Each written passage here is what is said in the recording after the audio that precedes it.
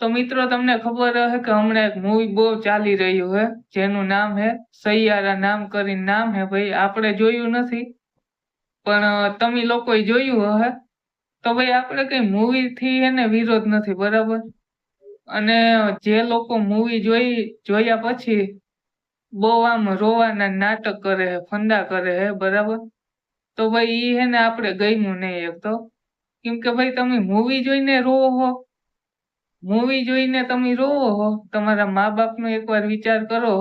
તમારી જરૂરિયાત પૂરી કરવા કેટલી મહેનત કરે હે, તમને કોઈ દી દુખી થવા દેતા નથી, બરાબર.